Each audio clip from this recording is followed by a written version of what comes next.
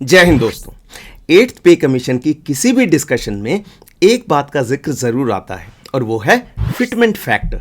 आज के वीडियो में हम जानेंगे कि ये फिटमेंट फैक्टर क्या है। तो दोस्तों, फिटमेंट फैक्टर एक ऐसा फॉर्मूला है जो हर पे कमीशन यूज करती है नई सैलरी कैलकुलेट करने के लिए। इसका सिंपल अर्थ है कि पुरानी बेसिक पे को एक फिक्स नंबर से गुणा करके नई बेसिक पे तय की जाती है। 7th पे कमीशन में ये फिटमेंट फैक्टर फिक्स हुआ था 2.57। इसका अर्थ है अगर किसी की बेसिक पे पहले 10,000 रुपए थी तो 7th पे कमीशन के बाद वो 10,000 गुणा 2.57 यानी 25,700 रुपए 25,700 रुपीज हो गई। इंपॉर्टेंट बात यह है कि फिटमेंट फैक्टर का असर सिर्फ बेसिक सैलरी पर ही नहीं बल्कि मिलिट्री सर्विस पे, एचआरए, पेंशन और दूसरे अलाउंसेस पर भी डायरेक्टली पड़ता है और इसीलिए हम सबके लिए ये फिटमेंट फैक्टर बहुत इंपॉर्टेंट है। तो चलिए देखते हैं कि पिछली जितनी भी पे कमीशंस हुई हैं उनको मद्देनजर रखते हुए 8th पे कमीशन से किस फिटमेंट फैक्टर की उम्मीद की जा सकती है। उम्मीद शब्द पर विशेष ध्यान दीजिए। श्योर कोई नहीं हो सकता। हाँ, एक बात के बारे में हम सब श्योर हो सकते हैं और वो है कि आज तक जितनी भी पे कमीशंस आई हैं उनमें पे और पेंशन में कितनी बढ़ोतरी हुई है। तो उस बढ़ोतरी को आप अब अपनी स्क्रीन पर देख सकते हैं। तो जैसा कि आप देख रहे हैं, आज तक जितनी भी पे कमीशंस आई हैं उनमें हमें मैक्सिमम बढ़ोतरी मिली है 6th पे कमीशन में जो कि थी 54% और मिनिमम बढ़ोतरी मिली है 2nd और 7th पे कमीशन में जो कि है 14%। तो ये था पिछली पे कमीशंस का डेटा। आगे बढ़ने से पहले मेरे चैनल के फिटमेंट फैक्टर की बात करते हैं। इसके लिए किसी पे कमीशन की जरूरत नहीं है, बस सब्सक्राइब का बटन दबाना है। तो अगर आप मेरे चैनल का फिटमेंट फैक्टर बढ़ाकर मेरी मदद करना चाहते हैं तो प्लीज सब्सक्राइब जरूर कीजिए। बहुत बहुत धन्यवाद। ग्रेट, चलिए अब देखते हैं कि 7th पे कमीशन का फिटमेंट फैक्टर क्या था और पे कमीशन ने उस फिटमेंट फैक्टर को यूज करके हमारी नई पे कैसे कैलकुलेट की। तो 7th पे कमीशन के पे मैट्रिक्स को आप अब अपनी स्क्रीन पर देख सकते हैं। तो हालांकि स्टैंडर्ड फिटमेंट फैक्टर 2.57 था, लेकिन जैसा कि आप देख रहे हैं कुछ रैंक्स को फिटमेंट फैक्टर ज्यादा दिया गया। पे कमीशन का मानना था कि इन रैंक्स की जिम्मेवारियों को देखते हुए इन्हें बाकियों से ज्यादा फिटमेंट फैक्टर देना बनता है। जैसा कि आप देख रहे हैं, जो अदर रैंक्स और एनसीओज हैं उनका फिटमेंट फैक्टर था स्टैंडर्ड यानी 2.57। जेसीओज हैं जो कि लेवल 5A से लेकर ऑनरेरी तक यानी लेवल 9 तक, उनका फिटमेंट फैक्टर था 2.62। उसके बाद जो जूनियर ऑफिसर्स हैं यानी लेफ्टिनेंट, कैप्टन और मेजर जो ज़्यादा भागा दौड़ी करते हैं और जो फील्ड में ज़्यादा रहते हैं उन्हें भी पे कमीशन ने ज़्यादा फिटमेंट फैक्टर दिया यानी 2.67। उसके बाद जो लेफ्टिनेंट कर्नल और ब्रिगेडियर हैं उनको फिर से स्टैंडर्ड दिया गया 2.57 और अंत में मेजर जनरल एंड अबव का फिटमेंट फैक्टर ज्यादा था, पर इसका कारण अलग था। इसका कारण यह था कि मेजर जनरल और उनसे सीनियर ऑफिसर्स को मिलिट्री सर्विस पे ऑथराइज नहीं है, तो इसलिए पे कमीशन ने सही समझा कि उनका फिटमेंट फैक्टर ज्यादा होना चाहिए। तो ये था 7th पे कमीशन का फिटमेंट फैक्टर। अब चलिए देखते हैं कि इस फिटमेंट फैक्टर के अनुसार 7th पे कमीशन ने नई सैलरी कैसे फिक्स की। तो उसके लिए आपको गणित की नोटबुक दिखाता हूं और ये आ गई गणित की नोटबुक आपकी स्क्रीन पर। और ये कैलकुलेशन शीट है सिपाही थापा की जो कि 31 दिसंबर 2015 को जूनियर मोस्ट सिपाही था और 6th पे कमीशन के मैट्रिक्स के अनुसार उसकी बेसिक पे उस समय थी 6,460 रुपए और उसकी ग्रेड पे थी 2,000 रुपए। ये ग्रेड पे 6th पे कमीशन और उससे पहले होती थी। 7th पे कमीशन के बाद इस ग्रेड पे को भी बेसिक पे के अंदर मर्ज कर दिया गया। तो आजकल आपको ये ग्रेड पे देखने नहीं मिलेगी। तो 6th पे कमीशन के समय सिपाही थापा की बेसिक पे 6,460 रुपए, ग्रेड पे 2,000 रुपए, एमएसपी भी 2,000 रुपए, तो टोटल उसकी पे इन तीनों को जोड़ के आ गई 10,660 रुपए यानी 10,460 रुपीज। और 1 जनवरी 2016 को डीए था 125%। तो डीए का अमाउंट उसे क्या मिल रहा था? वो मिल रहा था 10,460 गुणा 125% यानी कि 13,075 रुपए। तो उसकी टोटल सैलरी जो थी उसको निकालने के लिए हमने उसकी पे और डीए को जोड़ दिया, तो उसकी टोटल सैलरी आ गई 23,535 रुपए, 23,535 रुपीज। अब सेवंथ पे कमीशन ने क्या किया, जैसा कि मैंने राइट हैंड टेबल में दिखाया है, ग्रीन सेल में फिटमेंट फैक्टर था 2.57। तो इसे कैसे इस्तेमाल किया गया कैलकुलेशन के लिए थापा की सैलरी को, तो सेवंथ पे कमीशन ने 6,460 और 2,000 ग्रेड पे और बेसिक पे को जोड़ दिया, जो आ गया 8,460। अब इस 8,460 को उन्होंने गुणा कर दिया 2.57 से, और वो आ गई थापा की नई बेसिक पे, यानी 21,700 रुपए। तो जब आप सेवंथ पे कमीशन का पे मैट्रिक्स देखेंगे तो उसमें लेवल 3 में सबसे ऊपर आपको 21,700 रुपए ही दिखेगा। उसके नीचे चलते हैं, ग्रेड पे जैसे कि मैंने बताया बेसिक पे में मर्ज हो गई, तो ग्रेड पे 0।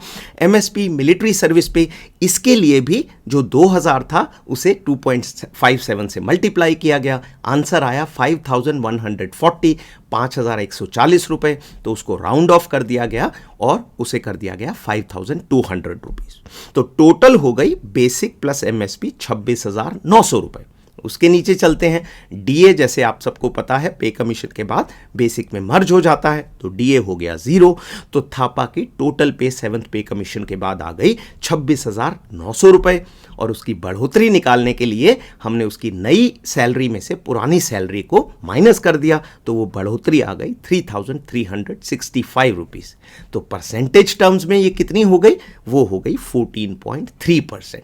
तो मोटा मोटा सेवंथ पे कमीशन में सभी की टोटल सैलरी में 14.3% की बढ़ोतरी हुई थी। थोड़ा बहुत ऊपर नीचे हो सकता है, जैसे जेसीओ साहिबान हैं उनको फिटमेंट फैक्टर थोड़ा ज़्यादा मिला तो हो सकता है 15 साढ़े 15% हो। इसी तरह लेफ्टिनेंट टू मेजर का भी 15 से साढ़े 15% इंक्रीज हुआ था, पर बाकी जो स्टैंडर्ड फिटमेंट फैक्टर था 2.57, उसके हिसाब से सभी की सैलरी जो है वो 14.3% बढ़ी थी। तो ये था कि सेवंथ पे कमीशन ने हमारी नई सैलरी कैसे कैलकुलेट की थी। अब इसी को मद्देनजर रखते हुए चलिए अगली शीट में चलते हैं और देखते हैं कि एट्थ पे कमीशन यही कैलकुलेशन कैसे करेगी। तो ये आ गई सिपाही शिंदे की शीट, जो कि 31 दिसंबर 2025 को इंडियन आर्मी का जूनियर मोस्ट सिपाही है, और उसकी बेसिक पे है 21,700 रुपए, जो कि सिपाही थापा की थी। थापा साहब तो अभी सीनियर हो गए, 10 साल हो गए उनको, तो अभी शिंदे का एग्जाम्पल हम ले रहे हैं। तो पहले कॉलम को देखते हैं जिसके ऊपर मैंने लिखा है 7th सीपीसी। तो उसमें शिंदे की बेसिक पे है 21,700 रुपए, मिलिट्री सर्विस पे है 5,200 रुपीज। तो उसकी टोटल पे हो गई बेसिक और एमएसपी को मिलाकर 26,900 रुपए, 26,900 रुपीज। अभी डीए के सामने मैंने दिखाया है 61%। वो क्यों दिखाया है, क्योंकि जैसे आपको पता है आज की डेट में हमारा डीए है 55%, और अभी 2 बार बढ़ोतरी होनी है, 1 जुलाई और 1 जनवरी 2026 को। तो अगर दोनों बार हमारा डीए 3% बढ़ता है तो डीए बढ़कर हो जाएगा 61%, जिसको 8th पे कमीशन कंसिडर करेगी नए फिटमेंट फैक्टर को कैलकुलेट करने के लिए। तो वो 61% मैंने यहां लिख दिया है। तो डीए अमाउंट आ गया टोटल पे गुणा डीए, यानी 26,900 गुणा 61%, तो वो आ गया 16,409 रुपए। तो सिपाही शिंदे की टोटल सैलरी आज की डेट में हो गई, जिसके लिए हमने उसकी पे और डीए को जोड़ दिया है, तो वो आ गई 43,309 रुपीज़, 43,309 रुपए। तो ये आ गई शिंदे की 31 दिसंबर 2025 की सैलरी। और अब जो है देखते हैं अगले कॉलम में कि 8th पे कमीशन उसकी कैसे कैलकुलेट करेगी पे को, जो कि हो जाएगी उसकी 1 जनवरी 2026 को। और इसके लिए मैंने ये माना है कि फिटमेंट फैक्टर 1.96 होगा मैक्सिमम। अब जैसा कि मैंने कहा कोई भी श्योर नहीं हो सकता, पर कैलकुलेशन के लिए आपको मैं 1.96 से दिखा रहा हूं, वरना ये कैलकुलेटर जो है ये गणित की नोटबुक मैंने डिस्क्रिप्शन में डाल दी है, आपका जो भी मन करे उसको इसके अंदर आप डाल सकते हैं और ये आपको दिखा देगा कि आपकी 8th पे कमीशन के बाद सैलरी कितनी होने वाली है। बहरहाल अभी हम 1.96 के हिसाब से देखते हैं। तो 8th पे कमीशन में बेसिक पे जो है उसको निकालने के लिए पे कमीशन 21,700 को 1.96 से गुणा कर देगी। तो वो आ जाएगा 42,500 रुपीज़। नई मिलिट्री सर्विस पे को निकालने के लिए भी 5,200 को गुणा किया जाएगा 1.96 से और वो आ जाएगी नई मिलिट्री सर्विस पे 10,200 रुपीज़।